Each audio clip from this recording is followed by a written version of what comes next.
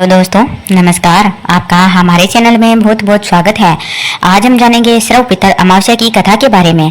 सबसे पहले हम श्रव पितर अमावस्या की कथा को सुनेंगे। उसके बाद में हम जानेंगे श्राद्ध पक्ष के बारे में, श्राद्ध पक्ष के नियम से संबंधित, सबसे पहले श्राद्ध किसने किया था, किस प्रकार के नियम है वो श्राद्ध पक्ष में होते हैं, मनुष्य पर कितने प्रकार के ऋण होते हैं और भी बहुत सारी अन्य जानकारियाँ जो कि प्रत्येक मनुष्य को मनुष्य योनि में श्राद्ध पक्ष के बारे में ये सब जानकारियां पता होनी ही चाहिए। इन सब से हमें अनेकों प्रकार की जानकारियां मिलती है और इस वीडियो को देखने के बाद में आपको श्राद्ध से संबंधित या पितृपक्ष से संबंधित और अन्य जानकारी की आवश्यकता या अन्य वीडियो देखने की आवश्यकता नहीं पड़ेगी। तो प्लीज अंत तक जरूर बने रहिएगा। और अगर आपको कथा अच्छी लगी हो और जानकारी अच्छी लगी हो तो प्लीज चैनल को सब्सक्राइब अवश्य ही करें। आइए जानते हैं। 2 अक्टूबर को पितृपक्ष की श्रव पितर मोक्ष अमावस्या है। इस दिन पितृपक्ष खत्म हो जाएगा। इस अमावस्या पर सभी पितरों के लिए तर्पण और श्राद्ध करने का महत्व काफी अधिक है।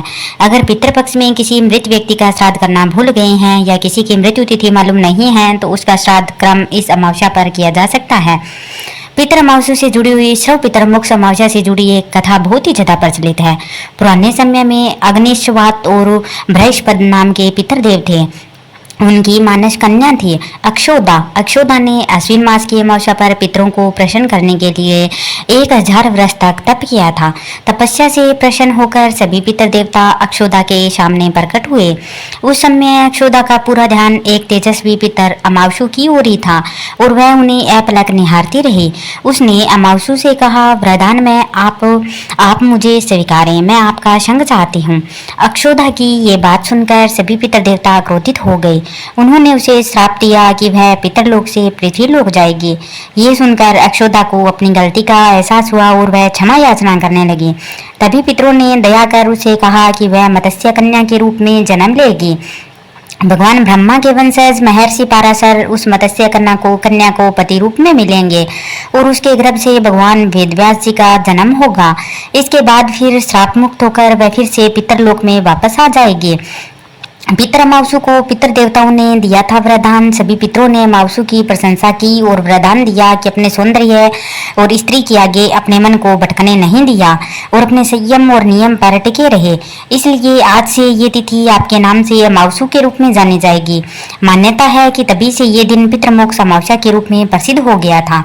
जब से वेदव्यास जी ने कहा कि तुम्हारे गर्भ से भगवान व्यास जन्म लेंगे, उसके उपरांत भी अन्य दिव्य वंशों में जन्म लेते हुए तुम श्राप मुक्त होकर पुनः पितरलोक में वापस आ जाओगी। पितरों के इस तरह कहे जाने पर अक्षोदा शांत हुई। अमावसु के ब्रह्मचार्य और धैर्य की सभी पितरों ने सराहना की एवं वरदान दिया कि यह अमावस्या की तिथि अमावसु के नाम से जानी जाएगी। जो प्राणी किसी भी दिन श्राद्ध न कर पाए वह केवल अमावस्या के दिन श्राद्ध तर्पण करके सभी बीते 14 दिनों का पुण्य प्राप्त करते हुए अपने पितरों को तृप्त कर सकते हैं।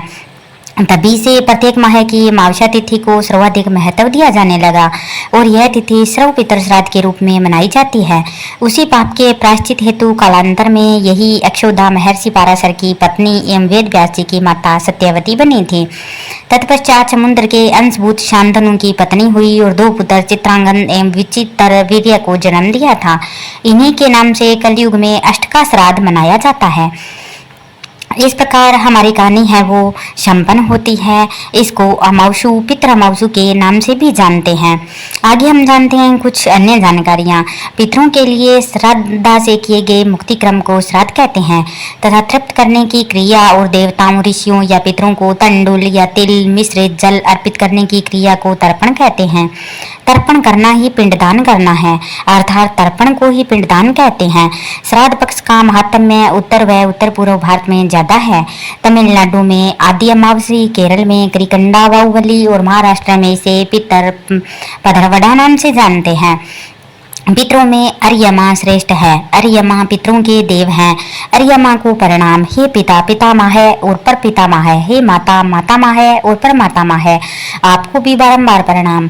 आप हमें मृत्यु से अमृत की ओर ले चलें। हे अग्नि, हमारे श्रेष्ठ सनातन यज्ञ को संपन्न करने वाले पितरों ने जैसे देहांत होने पर श्रेष्ठ ऐश्वर्य वाले स्वर्ग को प्राप्त किया है, वैसे ही यज्ञों में इन त्रिजाओं का पाठ करते हुए और समस्त साधनों से यज्ञ करते हुए हम सभी भी उस ऐश्वर्यवान स्वर्ग को प्राप्त करें। यह बात यजुर्वेद में भी कही गई है। श्राद्ध और तर्पण का अर्थ होता है सत्य और श्रद्धा से किए गए क्रम। श्राद्ध और जिस क्रम से माता और पिता और आचार्य तृप्त हो वह तर्पण है। वेदों में श्राद्ध को पितृयज्ञ कहा गया है।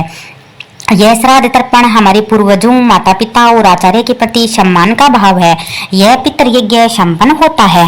संतान उत्पत्ति और संतान की सही शिक्षा और दीक्षा से पितृ ऋण से भी मुक्ति मिलती है, अर्थात संतान की उत्पत्ति करने से यह पितृ ऋण भी चुकता है। वेद अनुसार यज्ञ 5 प्रकार के होते हैं: ब्रह्म यज्ञ, देव यज्ञ, पितृ यज्ञ, वैष्णव यज्ञ, अतिथि यज्ञ। उक्त 5 यज्ञों को पुराणों और अन्य ग्रंथों में विस्तार दिया गया है। उक्त 5 यज्ञ में से एक ही यज्ञ है पितृ यज्ञ। इसे पुराणों में श्राद्ध क्रम की संज्ञा दी गई है। श्राद्ध क्रम के प्रकार नित्य, नैमित्तिक, काम्य, वृद्धि, प्रावण, शयपिंडन, गोष्ठ, शुद्धि, कर्मांग, देवी की यात्रा और पुष्टि। तर्पण क्रम के प्रकार में पुराणों में तर्पण को 6 भागों में विभक्त किया गया है: देव तर्पण, ऋषि तर्पण, दिव्य मानव तर्पण, दिव्य पितृ तर्पण, यम तर्पण और मनुष्य पितृ तर्पण। श्राद्ध के कुछ नियम होते हैं जो श्राद्ध पक्ष में व्यसन और मांसाहार पूरी तरह से वर्जित माना गया है। पूर्णतः पवित्र रहकर ही श्राद्ध किया जाता है। श्राद्ध पक्ष में शुद्ध कार्य वर्जित माने गए हैं। रात्रि में श्राद्ध नहीं किया जाता है। श्राद्ध का समय दोपहर 12:30 बजे से 1 बजे के बीच में उपयुक्त माना गया है। गौं और कुत्तों, गायों के लिए भी अन्न का अंश निकालते हैं, क्योंकि ये सभी जीव यम के काफी नजदीक हैं। भगवान श्रद्धा से श्रेष्ठ संतान, आयु, आरोग्य, अतुल्यश्वर्य और इच्छित वस्तुओं की प्राप्ति होती है।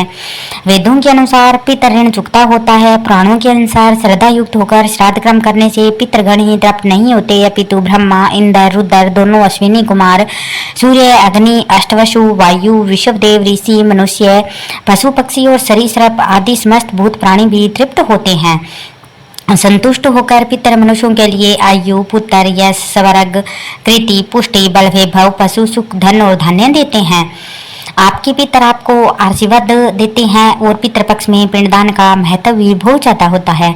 सामान्य विधि के अनुसार पिंडदान में चावल, गाय का दूध, घी, गुड़ और शहद को मिलाकर पिंड बनाए जाते हैं और उन्हें पितरों को अर्पित किया जाता है। पिंडदान के साथ ही जल में काले तिल, जौ, कुत्सा, सफेद फूल मिलाकर तर्पण किया जाता है। पिंड डालने के बाद में हाथ में कुत्सा, जौ, काला तिल, अक्षत व जल लेकर संकल्प करें। इसके बाद में मंत्रों को उच्चारण करें। पिंडदान और तर्पण के बाद में ब्राह्मण भोज कराया जाता है। ब्राह्मण नहीं हो तो अपने रिश्तों की निर्वसनीय और शाकाहार लोगों को भोजन करा सकते हैं। आप चाहे तो संपूर्ण गीता का पाठ करें या सर्व पितर अमावस्या के दिन पितरों की शांति के लिए और उनका आशीर्वाद प्राप्त करने के लिए गीता के 7वें अध्याय का पाठ करने का विधान भी है।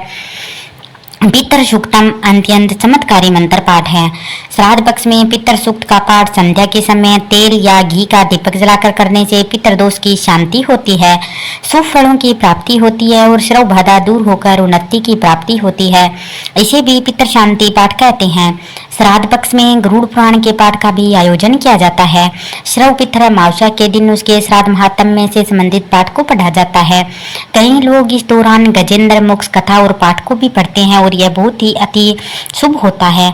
संपूर्ण श्राद्ध पक्ष या श्रव पितृ अमावस्या को रुचिकर पितृ स्त्रोत का पाठ भी अवश्य करें। पितृ स्त्रोत का पाठ करने से पितरों को है वो आत्म शांति प्राप्त होती है। इस पाठ को पढ़ने से पितरों को मुक्ति मिलती है। पितृ गायत्री पाठ हमें आशीर्वाद देता है। इस दौरान पितृ गायत्री मंत्र और ब्रह्मा गायत्री मंत्र का भी जप करना चाहिए। पितृ कवच का पवित्र पाठ भी आप कर सकते हैं। पितृ कवच पढ़ने से पितरों के आशीर्वाद के साथ ही उनकी सुरक्षा भी मिलती है। अपने पितरों को प्रसन्न करके उनका आशीष पाना है तो श्राद्ध पक्ष के दिनों में श्रव पितृ दोष निवारण पितृ कवच का यह पाठ अवश्य ही करना चाहिए। देव पितृ चालीसा और आरती अंत में करें। हे पितेश्वर आपको दे दियो आशीर्वाद। यह पितृ चालीसा पढ़ने से भी पितृ प्रसन्न होते हैं। पंचबली क्रम के बारे में जानते हैं तो श्राद्ध में पंचबली क्रम किया जाता है, अर्थात 5 जीवों को भोजन देना आवश्यक होता है। बलि का अर्थ बलि देने नहीं बल्कि भोजन कराना होता है।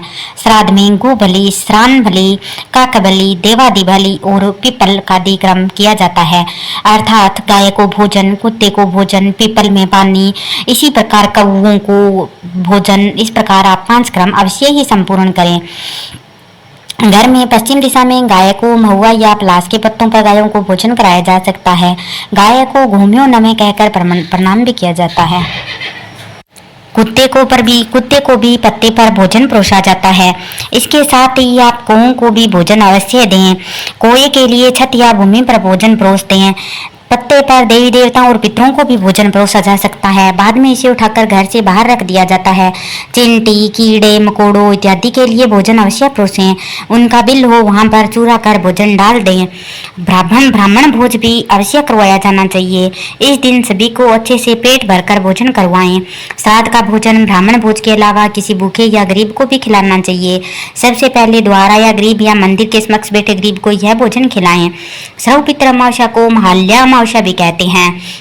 यह पितृपक्ष का आखिरी दिन होता है। इस दिन पितरों के सम्मान में अनुष्ठान किए जाते हैं।